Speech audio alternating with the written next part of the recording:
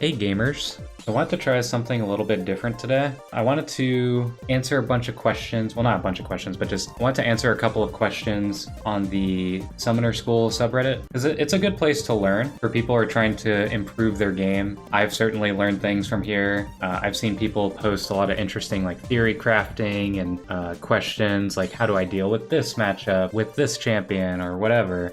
There's always like cool useful things here, like look at this. Someone posted, hey guys, I'm a Masters Kazakh's top one trick and I made a rune guide for Kazakh's top. That's interesting, you know? So I picked a couple questions before stream. I just kind of looked like through the top posts for like the past week and I kind of scrolled through it and I found a couple questions. I was like, okay, I think I could help out with this. So the first question that I found was this guy asked, best counters for Nasus, Tryndamere, or Yone? Now right away, of course I'm gonna say Tahm Kench, right? But this guy is actually asking, I usually play mid or bottom lane, and playing against Nasus, Tryndamere, Yone, you know, it's frustrating because they scale, they get really fed, and then there's not much you can do late game to avoid like them walking over your entire team. I get it. So what I will say is, if you are not in the lane that is against the Nasus, the Tryndamere, the Yone, whatever, the only thing you can do to really punish them is to roam. So like you can set up roams and like try and shut them down early, but being a little bit more realistic, if you're not actually facing them in lane,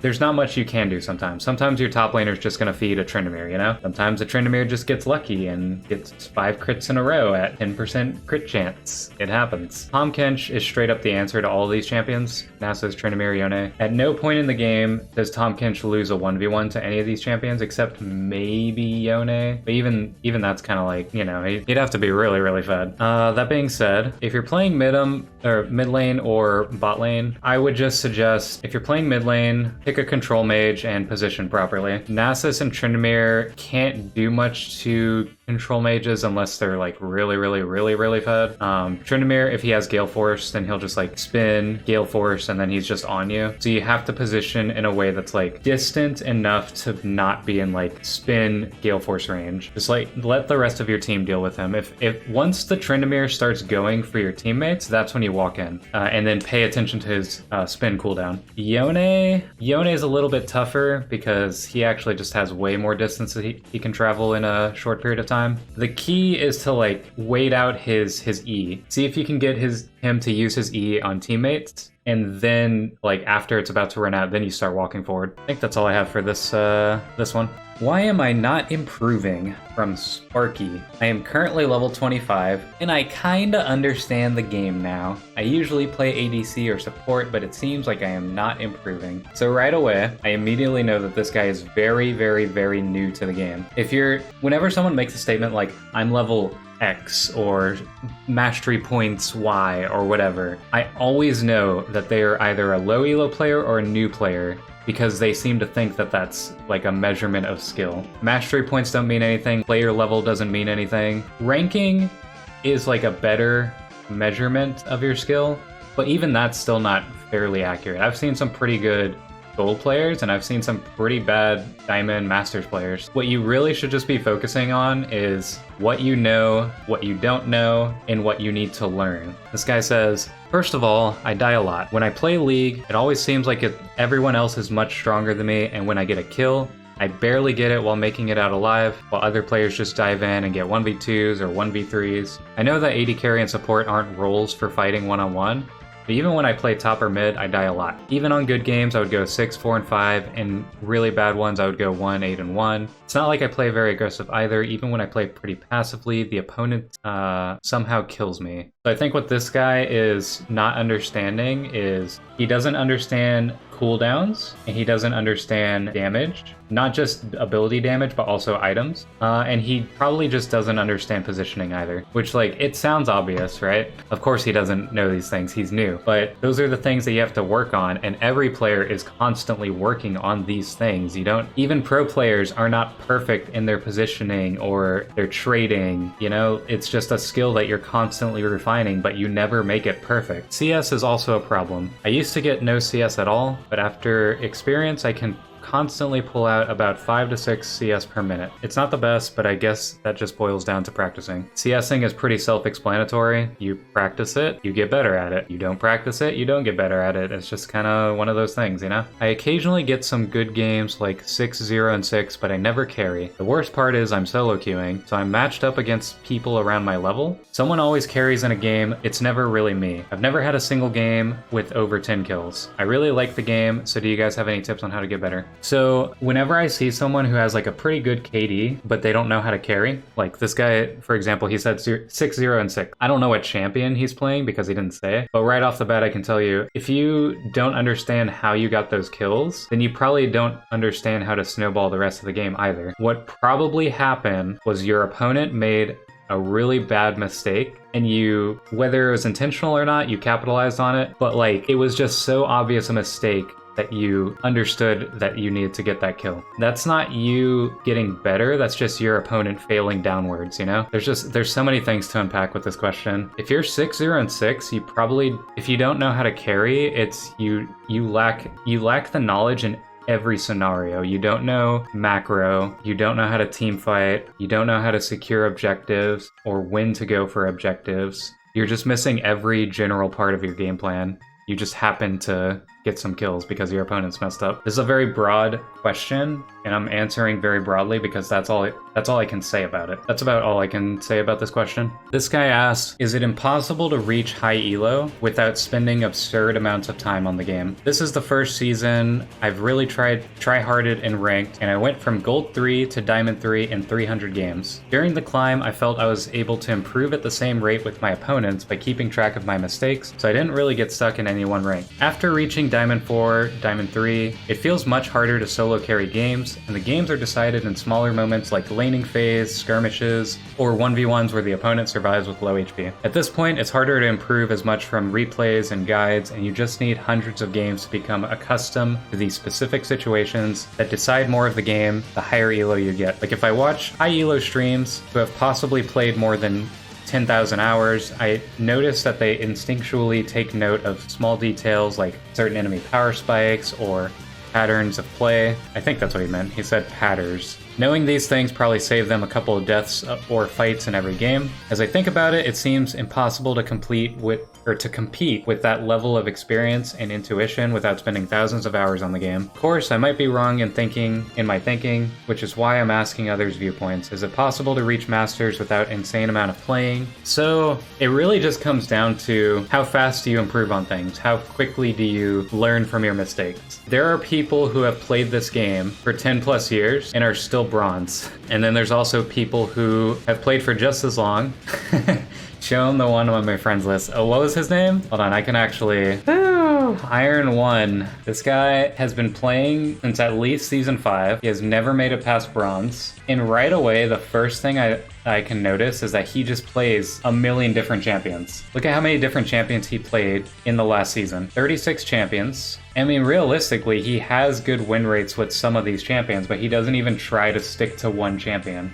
The reason why everyone tells you to stick to one champion isn't because they want you to like be bored out of your mind and just play one champion because that's just what you're good at. It's because you are lacking in fundamentals that other players are just far superior to you in. So if you're trying to get to high elo, I know this is kind of a weird tangent because I just looked at a low elo player, right? If you're trying to get to high elo though, you have to look at all the small details and just understand them. Like, okay, for example, the first 10 minutes of the game are the most important minutes for every game. In every game of League of Legends, the first 10 minutes matter more than anything. And it's because of the way that the game scales. You hit level 2 off of the second minion wave of the game. Like, that's objectively correct, right? You hit level 2 off of the second minion wave. It doesn't matter if you're bottom, it doesn't matter if you're mid or top. You hit level 2 off of the second minion wave. That's only 30 seconds of waiting in between the first and the second wave, right? But as the game progresses, once you get to like level 14, 15, 16,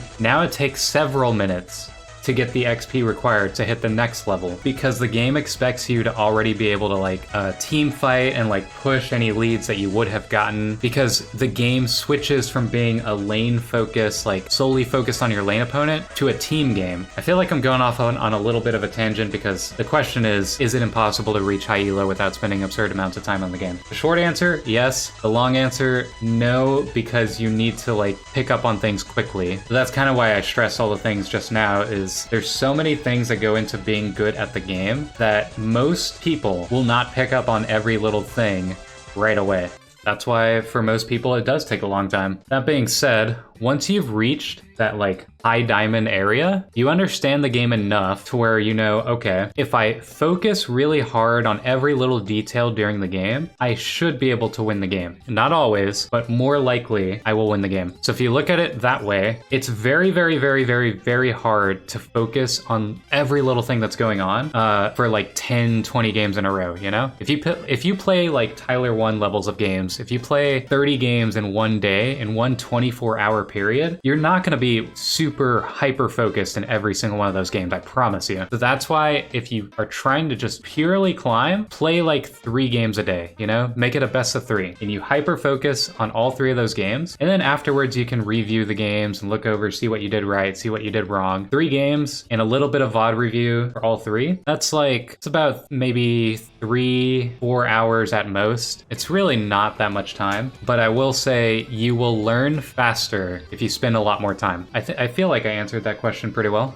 Next question. Gang Pirate asks, is Jax a good champion to learn as a beginner top laner? I've played top lane off and on a few times and understand things like wave management and the basics, but when it comes down to trading and the champions is where I could improve on. I think Jax has some really good skins, and I wanted to know, as a beginner, is Jax worth learning top lane, or should I consider someone else? Yeah, wave management is not the basics. There are basics of wave management, but they can get very in-depth very fast. I think if you're learning top lane, Jax is not a good champion to learn as a beginner top laner. And the reason I say that is because he plays the game actually pretty differently from most other top laners. He ignores trades that would normally be bad for other champions because he can dive into a minion wave and not take any minion damage because of his counter-strike. On top of that, he has like these crazy power spikes once he's level 6, and then once he gets his first mythic item. They're very, very, very strong power spikes that you don't really get as other top laners. The downside to that is that he's very, very, very weak the first 5 levels. So in order to mitigate how weak he is the first 5 levels, you have to understand all the little things that go into being a good top laner. You have to know your wave management, know your positioning, know cooldown economy, know when you should be able to trade and when you shouldn't trade. And on top of that, you're also worried about the jungle matchup too.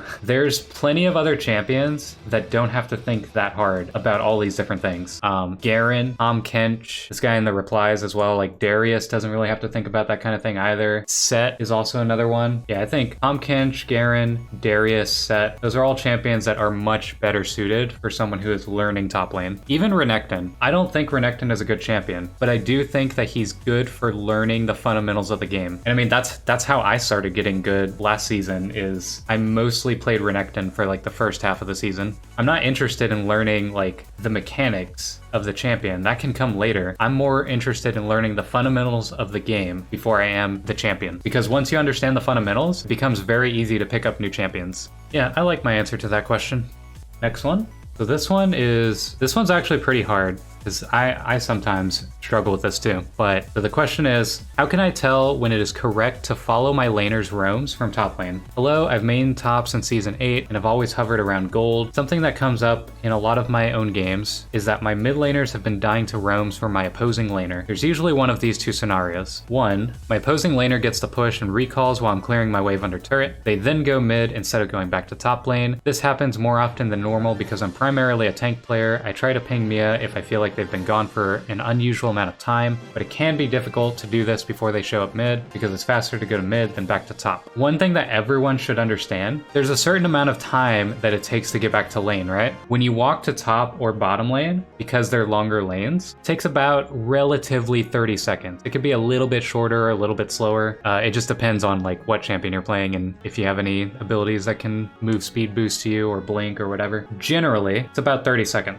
For mid lane, it's right roughly around like 22, 24 seconds. So it's like a 7-second difference, you know? And again, it could be shorter, could be longer, depends on the champions. But anyways, so what you should be doing every single time your lane opponent pushes under your tower and he crashes a wave under your tower, and then they disappear from vision, you should immediately think to yourself, okay, they're either hiding in a bush, or they're recalling, or they're roaming. It's a mental checklist thing, right? They have to be doing one of these 3 things because there's no other options. So if that's the case, you can count in your head, I mean, you can look at the timer, but count in your head how long it's been since they last were on the map. Once it reaches around the 20-second mark, then you can start like pinging where you think they might be going. So if you think they're going mid, ping your mid laner, tell them to back off. They won't always do it, but it's better to just get into that habit because sometimes it will save your laner's life, your ally. 2, my opposing laner disappears toward the river while the wave's even in the middle of my lane. I usually ping Mia if they've been gone for more than 4 seconds, and I usually opt to just push in the wave and deny my enemy laner instead of following the roam. Honestly, most of the time, if the wave is on my side of the map, I will never follow the top laner. There are very, very, very few exceptions. Like if I'm playing Shen or something, then I can ult, obviously, to my teammates. But generally, let's look at the map real quick. League of Legends map. So if your lane or if your wave is anywhere on this side right here past this yellow line, you don't roam. There's just no point. There's no point in roaming because let's say that you do decide to go follow whatever is happening, like maybe they're fighting for a scuttle on this island bush right here. The problem is that this wave is already pushing towards the enemy tower. It's slow pushing, but it's still pushing, right? So here's a scenario that's going to happen very frequently if you try and make this play. You come down here, you fight, maybe you die. If you die, well, guess what? Now you've lost out on every single minion that is in this area. You've lost out on every single minion because your wave is bigger than theirs, so it's slow pushing. You lose out on every minion. You died, so your lane opponent gets XP because you died. And now they can just home guard back to lane, and suddenly they have a giant wave that they can collect. So now you've lost out on 3 waves, 3 waves of minions, and your lane opponent didn't lose anything. Even if they died, it doesn't matter because all of your minions are still like right here. That's why it's never worth it for you to leave lane like that unless it's some crazy game-changing event. But most of the time, there's just no way that it is. You can be the judgment call on your own for those situations, but generally, it's not worth it. The problem is, most of the time, when either of these things happen recently, my mid laner has died to the roam and flamed me for not following. I mean, if your mid laner dies to the roam and you pinged it, there's nothing you can do, dude. It's not your fault that they didn't use their brain. What if you set up a roam? Right? Once you have this slow push going to this tower, right? And you crash under this tower, instead of recalling immediately, what if you just go mid? Your lane opponent has to collect this CS, otherwise he loses out, right? You're kind of answering your own question in a way, because you can set up the exact same thing. If the enemy mid doesn't respect you, then you just kill him. It's the exact same scenario. Your mid laner is not respecting your enemy top laner. Sometimes it'd be like that. The other thing too is that so if he's flaming you, first off, just mute him. Doesn't matter. Second, you should not be listening to the people that are in your elo. Let me repeat that. You should not be listening to the people that are in your elo if you are trying to climb above said elo. If you are truly better than a gold player, then you don't listen to gold players, right? That's about all I had for these questions.